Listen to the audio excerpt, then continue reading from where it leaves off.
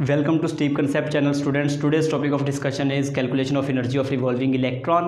इससे पिछला लेक्चर मैंने इलेक्ट्रॉन के रेडियस की कैलकुलेशन पे दिया था। अगर आपने वो वीडियो नहीं देखी तो इस वीडियो को देखने से पहले मैं सुजेस्ट करूंगा कि आप पहले वो वीडियो अच्छे तरीके से देख लें, क्योंकि इस कैलकुलेशन में काफ़ी कुछ उस वीडियो से जुड़ा हुआ है। ठीक है, तो बोहर्स के टॉपिक मॉडल का इस्तेमाल करके हमने एनर्जी ऑफ रिवॉल्विंग इलेक्ट्रॉन को कैलकुलेट करना है। लेकिन इससे पहले अगर आपने अभी तक मेरा चैनल सब्सक्राइब नहीं किया तो सबसे पहले चैनल को सब्सक्राइब कर लें और साथ में बेल आइकन को जरूर प्रेस करें ताकि ऐसी इन्फॉर्मेटिव वीडियो मैं आपके लिए लेके आता रहूं। तो देखते हैं जी एनर्जी कैसे कैलकुलेट करते हैं रिवॉल्विंग इलेक्ट्रॉन की।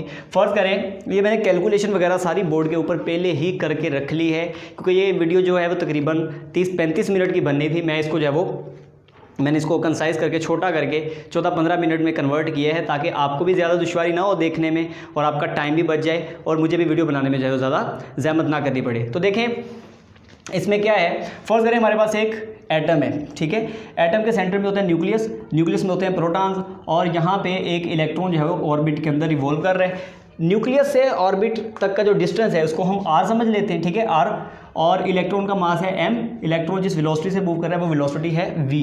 ठीक है, जो न्यूक्लियस के ऊपर चार्ज होगा वो जी पॉजिटिव से शो किया है। ठीक है, ई पॉजिटिव यानी चार्ज ऑफ प्रोटॉन। मैं पता है इलेक्ट्रॉन का प्रोटॉन का चार्ज बराबर होता है, लेकिन सिर्फ साइन डिफरेंट होता है, इलेक्ट्रॉन पे नेगेटिव और प्रोटॉन पे पॉजिटिव। तो ई पॉजिटिव इलेक्ट्रॉन का चार्ज और जी के साथ इसलिए मल्टीप्लाई किया क्योंकि एटॉमिक नंबर इस एटम का जितना होगा इसके न्यूक्लियस में उतने प्रोटॉन होंगे, तो न्यूक्लियस का चार्ज जी ई पॉजिटिव है। ठीक है, अब जब इलेक्ट्रॉन रिवॉल्व करता है न्यूक्लियस के इर्द गिर्द ऑर्बिट में रिवॉल्व करता है तो दो किस्म की एनर्जी होती है इलेक्ट्रॉन के पास। एक इलेक्ट्रॉन के पास काइनेटिक एनर्जी है और दूसरी उसके पास है पोटेंशियल एनर्जी। काइनेटिक एनर्जी क्यों है? क्योंकि वो मूव कर रहे हैं, वेलोसिटी की वजह से जो एनर्जी है वो काइनेटिक एनर्जी होती है, मोशन की वजह से।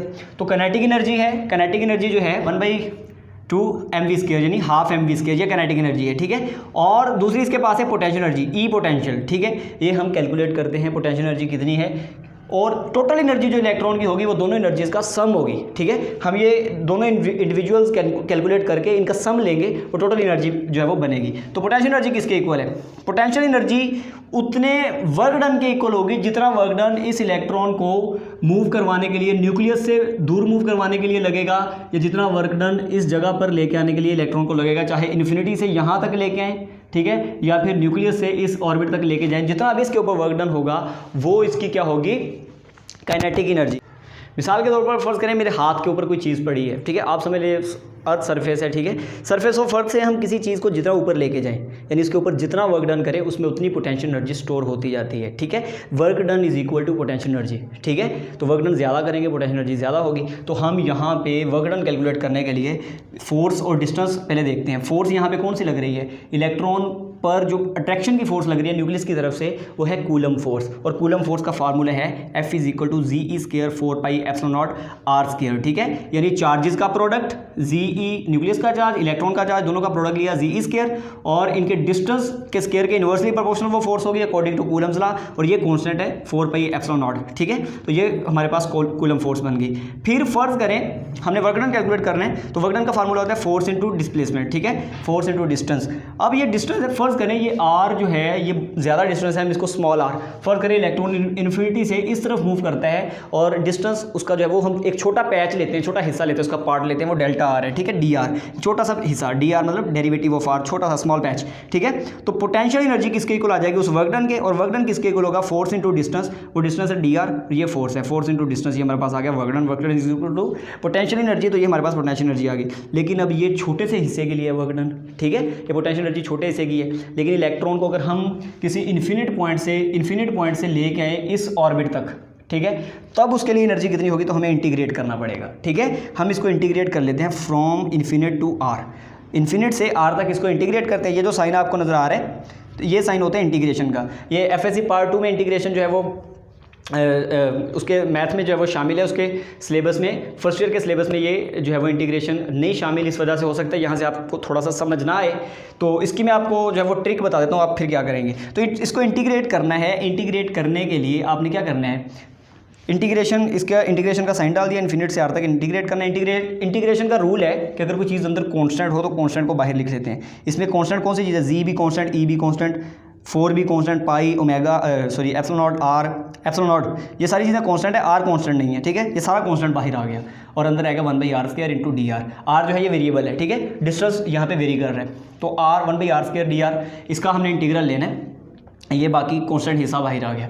इंटीग्रेशन का यहाँ पे फार्मूला लगा रहे हैं हम, फार्मूले के अकॉर्डिंग 1/r² की जो इंटीग्रेशन बनेगी वो बनेगी -1/r, ठीक है, और ये इसकी लिमिट्स पुट कर दी, इन्फिनिटी एंड आर, ये इसकी दो लिमिट्स हैं, लिमिट्स भी पुट कर दी, ये इसकी इंटीग्रेशन आ गई। फिर लिमिट्स अप्लाई की हमने, -1/r माइनस जो है वो 1/∞ आ जाएगा, ठीक है, उसका जो आंसर आएगा, ये लिमिट्स अप्लाई करने का पूरा मेथड होता है, -1/r, यानी टोटल इंटीग्रेशन का आंसर आ रहा है -1/r। अगर आपको ये स्टेप समझ में नहीं भी आता तो आप इंटीग्रेशन का साइन डाल के इस स्टेप के बाद डायरेक्ट ये वाला स्टेप भी लिख सकते हैं, इसमें कोई प्रॉब्लम नहीं, ठीक है, आप लिख सकते हैं, ठीक है। तो ये हमारे पास कॉन्स्टेंट है, अब ये कांस्टेंट अंदर मल्टीप्लाई हो रहा है, मल्टीप्लाई होने पे बनेगा माइनस शुरू पे आ गया, जी² 4πε0 r इधर आ गया, ठीक है।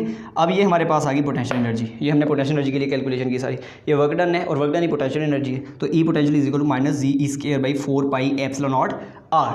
अब टोटल एनर्जी हमें पता है किसके इक्वल है, काइनेटिक एनर्जी और पोटेंशियल एनर्जी के, दोनों के सम के इक्वल है ना टोटल एनर्जी, क्योंकि इलेक्ट्रॉन के पास दो किस्म की एनर्जी है, पोटेंशियल और kinetic. Kinetic energy half mv², potential energy अभी हमने कैलकुलेट की -g² 4πε0 r, तो यहाँ पे ये आ गया।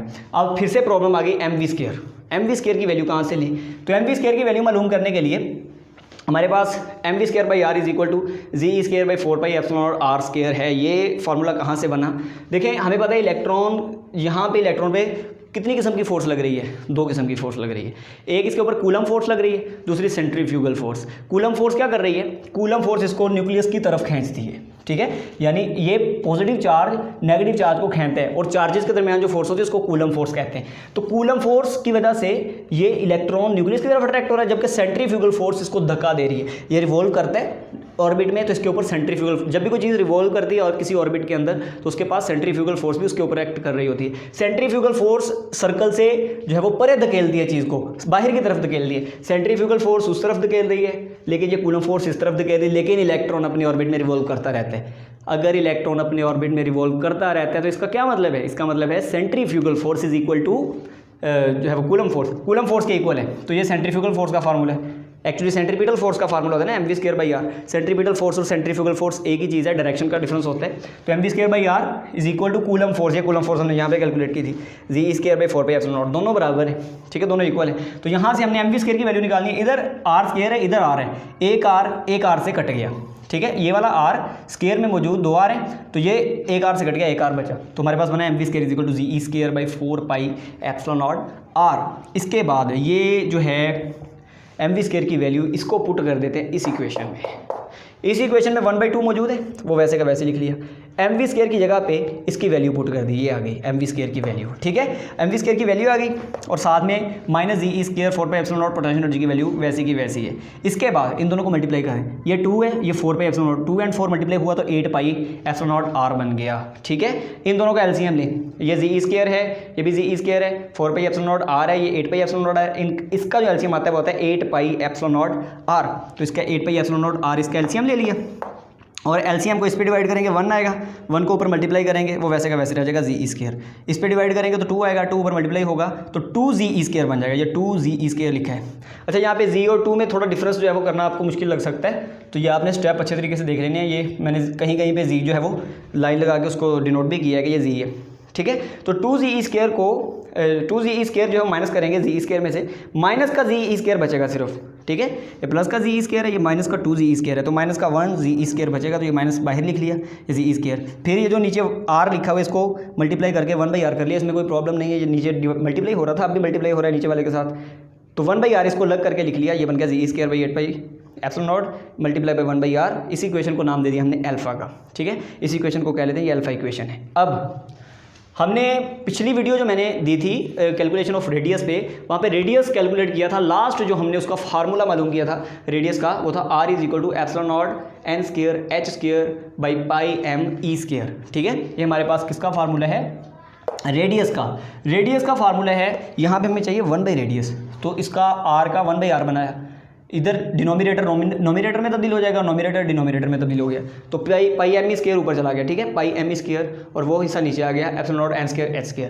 1/r को फिर इसके अल्फा के अंदर पुट कर दिया, इधर मल्टीप्लाई कर दिया 1/r को, ठीक है। तो ये 1/r था, ये 1/r इधर मल्टीप्लाई कर दिया, वो वैसे का वैसे minus G E square 8 pi epsilon not multiply by pi M E square by epsilon not N square H square multiply हो गया। कुछ कटता है तो काट दे, ये पाई से पाई कट गया और कुछ नहीं कट रहा, तो पाई से पाई सिर्फ कट रहा है। ये जी ई स्क्वायर था, एक ई स्क्वायर ये आ गया, तो जी ई की पावर 4 हो गया और m आ गया साथ में, m जी ई की पावर 4। उसके बाद नीचे क्या बना 8 एप्सिलॉन नॉट स्क्वायर, ये 2 एप्सिलॉन नॉट आ गए, epsilon not square N square H square, ठीक है। ये हमारे पास बन गया। अगर ये इक्वेशन हाइड्रोजन एटम के लिए लिखी जाए तो हाइड्रोजन के अंदर प्रोटॉन की तादाद होती है 1, यानी एटॉमिक नंबर होता है इसका 1, तो जी की वैल्यू कितनी होगी, ये जो जी है इसकी वैल्यू होगी 1, यहाँ पे 1 पुट करें तो ये बन जाएगा, ये खत्म हो जाएगा, तो ये m e की power 4 divide by 8 epsilon not square H square, ये जो 1/n स्क्वायर था इसको हमने अलग करके लिया मल्टीप्लिकेशन के साइन में, ठीक है। तो 1/n स्क्वायर मल्टीप्लाई हो रहा है, ये माइनस का साइन वैसे का वैसे ही आ रहा है। इसके बाद ये जो हम एनर्जी अब कैलकुलेट करने लगे हैं, क्योंकि ये किसी भी ऑर्बिट की हो सकती है, n जो है वो ऑर्बिट नंबर है, फर्स्ट शेल सेकंड शेल, तो यहाँ पे En लिख लेते हैं जिस ऑर्बिट की एनर्जी कैलकुलेट करनी है। अब ये जो अंदर वाली आपको टर्म नजर आ रही है इतना, इसमें mass of electron, charge of electron, 8 pi epsilon, हर चीज़ जो है कॉन्स्टेंट है।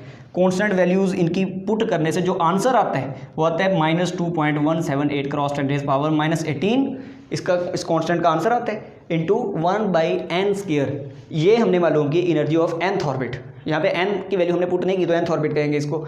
ये एनर्जी आई जॉल में, क्योंकि एनर्जी का यूनिट ही जॉल होता है, ठीक है।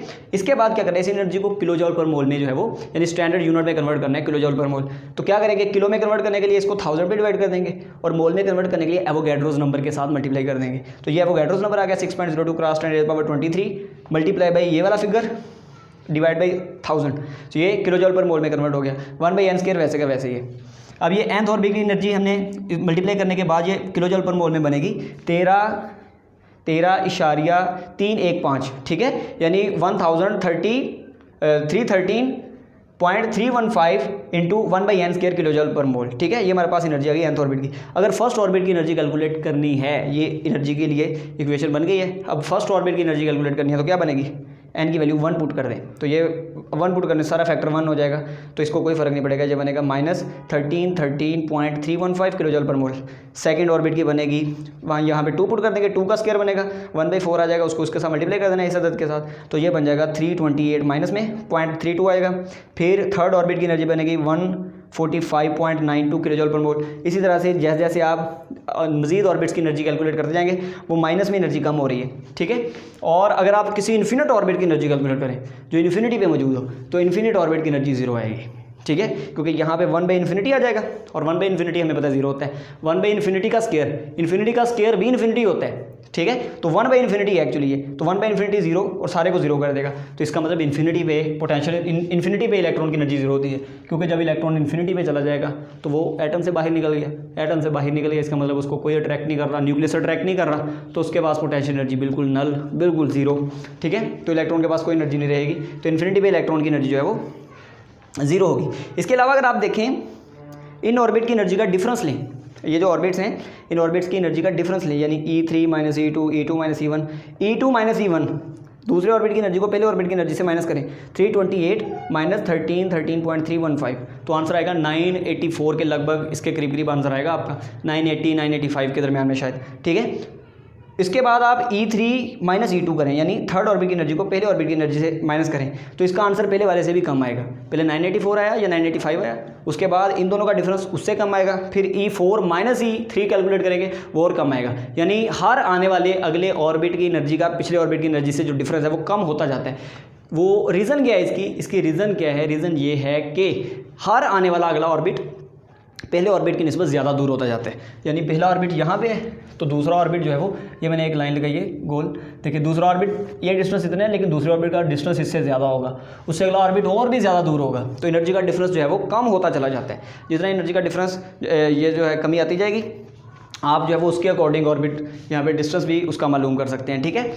और इसके अलावा ये जो हमारे पास है ना फर्स्ट ऑर्बिट की एनर्जी 13.315, ये सिर्फ कैलकुलेटेड नहीं है, एक्सपेरिमेंटली मेजर्ड भी है।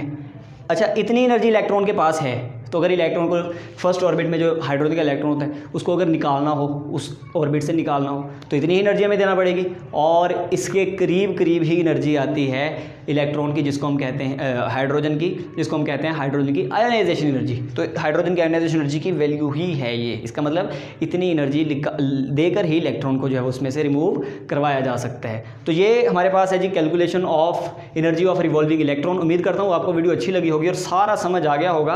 अगर आपको वीडियो अच्छी लगी है तो वीडियो को लाइक कीजिएगा, साथ में चैनल को सब्सक्राइब करें और बेल आइकन को ज़रूर प्रेस करें।